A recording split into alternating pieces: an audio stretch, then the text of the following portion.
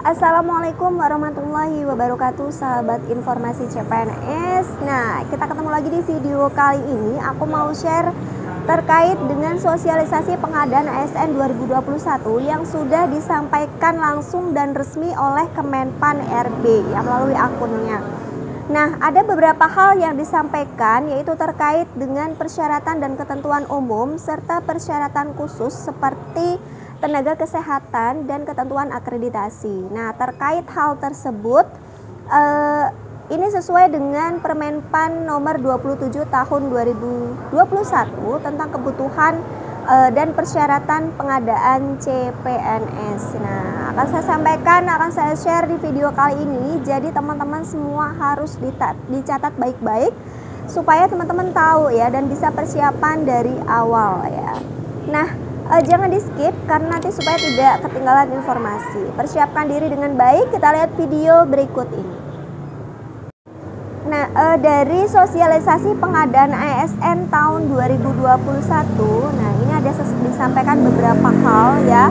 Yang pertama itu adalah progres penetapan kebutuhan ASN 2021, kemudian peraturan Menteri PAN nomor 27 tahun 2021 tentang pengadaan PNS, kemudian Permenpan nomor 29 tahun 2021 tentang pengadaan P3K untuk jabatan fungsional, dan Permenpan nomor 28 tahun 2021 tentang pengadaan P3K untuk jabatan fungsional guru di instansi daerah. Nah, kali ini aku mau share untuk persyaratan umum dan persyaratan khusus yang memang sudah disosialisasikan dan ketentuan akreditasi. Nah, bagi teman-teman yang masih sering banyak banget bertanya ya melalui DM ataupun kolom komentar ya, ini bisa dijawab nih melalui video ini. Jadi teman-teman perhatikan baik-baik terkait informasi yang akan saya sampaikan. Nah, untuk yang pertama itu adalah kebutuhan dan persyaratan umum atau syarat ketentuan umum pengadaan PNS. Syaratnya yang pertama itu adalah usia minimal 18 hingga 35 tahun. Kemudian jabatan CPNS yang dilamar itu batas usianya 40 tahun. Ya, itu untuk dokter gigi spesialis, kemudian klinis, dosen, peneliti, prekayasa dengan kualifikasi pendidikan S3 ya. Dan tidak pernah pidanakan 2 tahun atau lebih, tidak pernah diberhentikan dengan tidak hormat ya atas permintaan sendiri atau dengan hormat sebagai PNS ya. Kemudian tidak pernah diberhentikan dengan hormat atau tidak atas permintaan sendiri ya sebagai prajurit TNI ataupun anggota kepolisian. Nah, itu adalah ketentuan persyaratan umumnya. Nah, beberapa pertanyaan terkait hal ini ya, ada yang bertanya kalau usianya 18 tahun ya, kalau usianya 35 tahun 6 bulan seperti apa Kak? Nah, saya membaca peraturan ya waktu itu di Kemendikbud untuk CPNS tahun 2019 itu dinyatakan bahwa usianya itu harus 35 tahun 0 bulan. Nah, artinya 35 tahun pas ya. Namun untuk ketentuan yang di tahun 2021 itu hanya menyampaikan 18 hingga 35 tahun. Saya kira tidak jauh berbeda ya untuk tahunnya. Nah, semoga teman-teman yang masih memiliki usia yang cukup untuk mengikuti persyaratan CPNS, silahkan ya teman-teman dipersiapkan persyaratannya dengan baik ya, dipersiapkan diri belajar ya supaya teman-teman bisa menghadapi tes dengan maksimal ya, dengan sehingga teman-teman bisa dinyatakan lulus.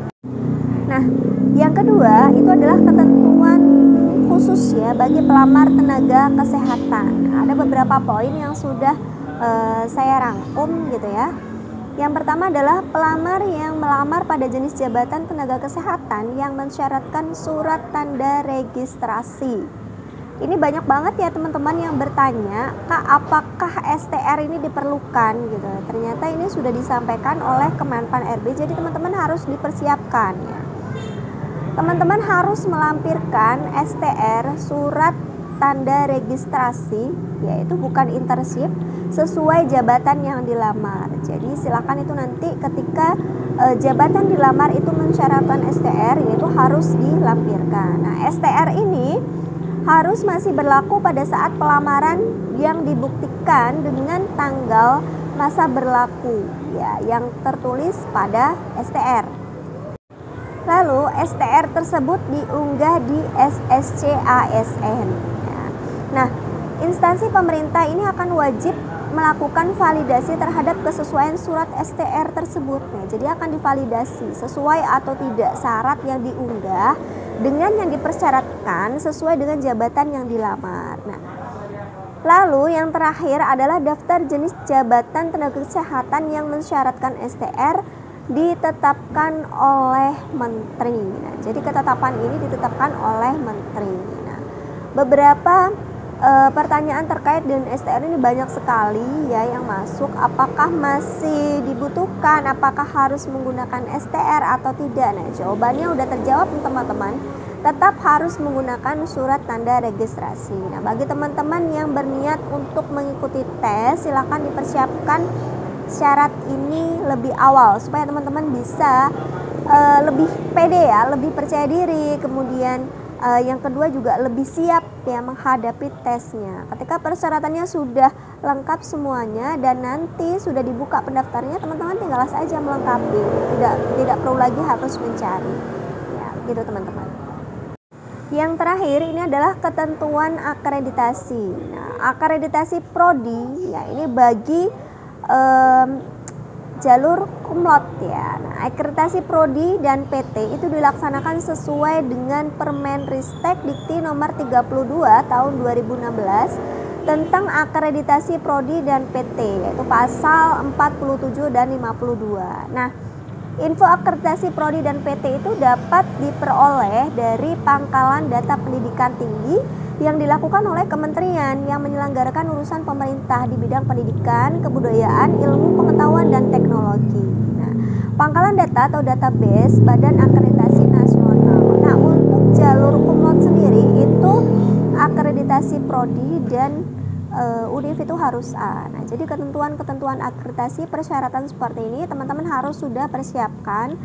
Kalau bisa itu dilegalisir ya, difotokopi kemudian legalisir ya, karena memang kita tidak mendapatkan aslinya ya kalau untuk akreditasi surat akreditasi itu yang legalisir. Mungkin itu teman-teman yang bisa saya sampaikan untuk kali ini ya. Semoga bermanfaat, dipersiapkan diri dengan sebaik-baiknya. Saya doakan semoga semuanya lancar dan sukses, bisa lulus ya untuk di CPNS dan bisa menjadi ASN ya, menjadi PNS di tahun 2021. Semangat dan sukses selalu. Kita akan update terus informasi terbaru terkait dengan pelaksanaan CPNS. Oke teman-teman, mungkin itu share video dari saya. Semoga bermanfaat. Teman-teman bisa ikuti grup Telegram ataupun WhatsApp ataupun follow Instagram dan Facebook saya. Semuanya ada di link deskripsi. Dan teman-teman bisa yang belum subscribe silahkan subscribe, klik tanda lonceng ya, notifikasi semua supaya dapat info terbaru dari informasi CPNS. Gitu teman-teman, semoga bermanfaat. Ya wabillahi taufiq wal hidayah. Wassalamualaikum warahmatullahi wabarakatuh.